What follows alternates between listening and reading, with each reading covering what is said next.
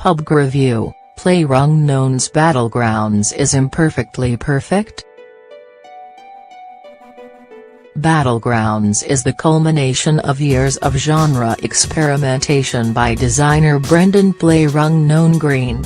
Where contemporaries polish the graphical and technical edges of an established formula through iteration after iteration, Green has been honing the very formula itself.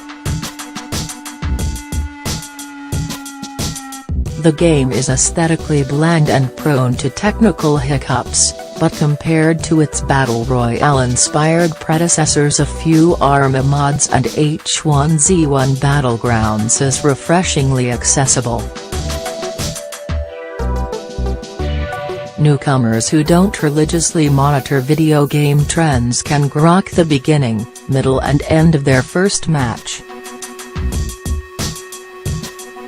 Players float onto an island, raid vaguely Eastern European towns or dusty ramshackle forts for randomized gear, and stay within the confines of an electric blue circle that slowly shrinks the map from miles of open terrain to a single square foot, forcing all survivors into the limited safe space. Along the way to the center of the circle, the player eliminates the competition or allows it to fight amongst itself. Whether the player is sniping from a distant cliff, going house to house with a shotgun, or simply hiding in the brush, the number of survivors will inevitably tick down as the blue circle pushes them into a spot like a giant trash compactor of conflict.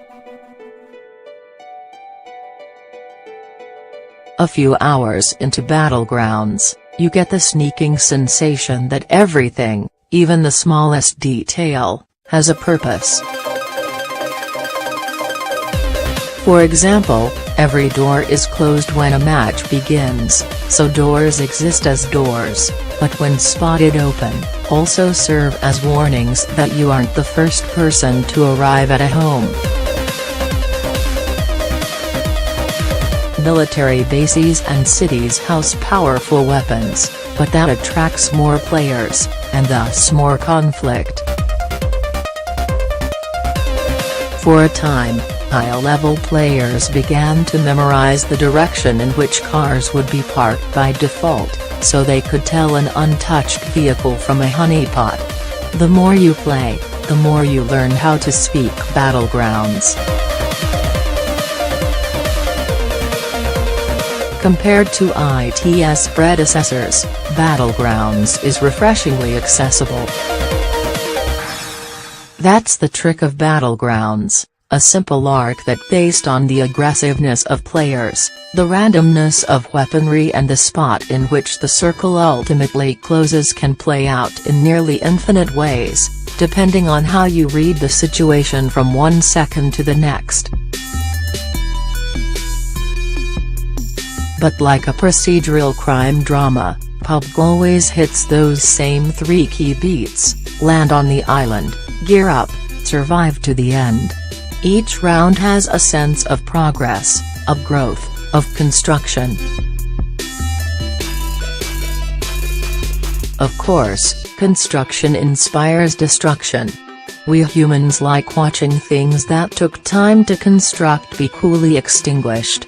Smashed Lego sets, controlled demolition, a player who's collected the best weapons and armor getting pummeled with a frying pan.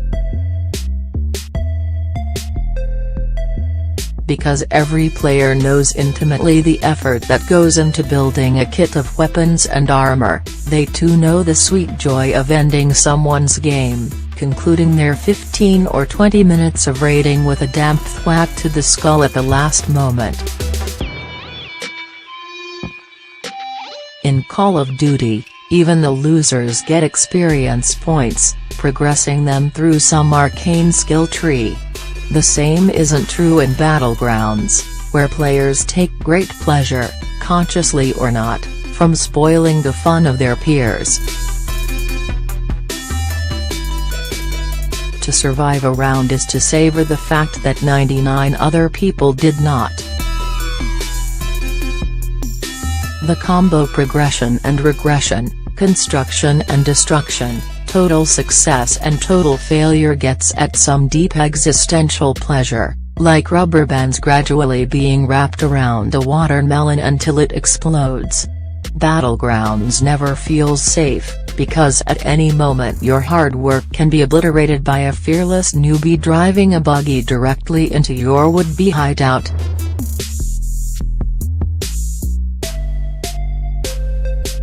Across 100 hours of play, I'm most ashamed of the number of times somebody accidentally ran me over while I laid prone in a supposedly safe sniping perch.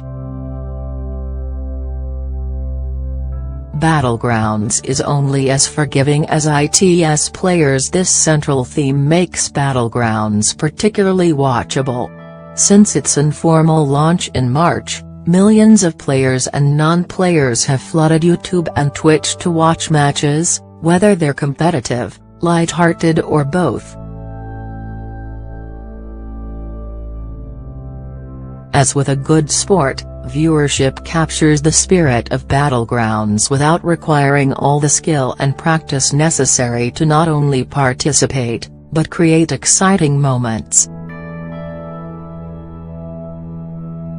For would-be viewers, this isn't like so many other sports that feel impenetrable to non-players, let alone non-gamers. And for would-be players, this isn't like so many first-person shooters of the past decade that created an artificial sense of skill, allowing players to upgrade weapons over time to conjure the illusion of self-improvement. Battlegrounds is only as forgiving as its players, which is to say, the meek shall not inherit its earth. Worse, some players have turned to hacks or controversial non-invasive tools and techniques, stream sniping, modifying the color saturation, that provide a competitive edge. Some headaches, unfortunately, stem from odd design decisions and fixable blemishes. The game's controls lack the smoothness of modern shooters, collecting items feels unintuitive, ammo and weapon information is obtuse, and high-end graphics actually serve as a disadvantage. Low-end graphics settings remove bushes and other greenery players might use as camouflage. Battlegrounds still carries flaws from its earliest days. I am not the first person to say Battlegrounds is broken, nor am I the first to say it doesn't really matter. It's like when somebody tells you their favorite film is Apocalypse Now, but they can name all its historical inaccuracies, plot holes and production gaffes. Greatness can be, and often is, messy.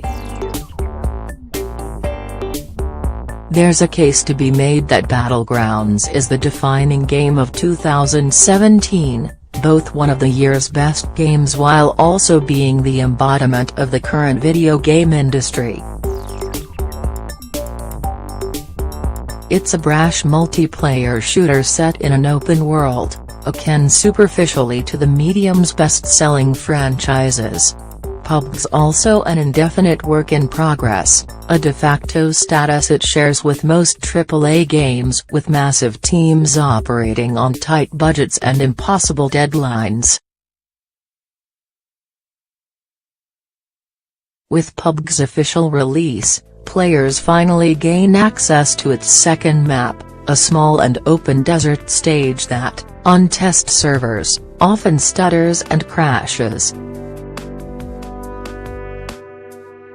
And Xbox One owners now have access to a 6-month-old version of the game, in early access on console, where its controls and performance leave even more to be desired. And once again, the general reaction is fury mixed with euphoria. Battlegrounds on Xbox mixes fury with euphoria. Battlegrounds manages to exist within the crowded shooter genre in an unfinished state, and feel both fresh and creatively complete. From its early access launch on March 23 to its official launch today, December 20, its creators have had 9 months to repair, polish and expand on their baby. That the most substantial updates have been improved server performance, vaulting and car horns speaks to the confidence Green and his squad have in the game's foundation. And they should feel confident. Though it's perpetually rough, you get the sense while playing Battlegrounds, both in March and today, that the developers are constructing the game from a blueprint found only in Green's own mind. Wrap up. Unlike most popular literature and films, most video games teach you how to read them, which is to say they're as much about the content as how you experience that content. Many games rely on the familiar language of games. Red barrels explode, blinking red spots on an enemy mark its vulnerability, only introducing a few new phrases of play along the way. But games that upend established genres or inspire entirely new ones teach new languages, which in turn get polished, contorted and improved upon by future games. Battlegrounds is the refinement of a new language of play, but what may earn it a spot in the video game canon is that conceptual efficiency. It isn't accessible for every player, but it's understandable. Anybody can easily learn to read this game, to watch it, to spot the tension and excitement and drama.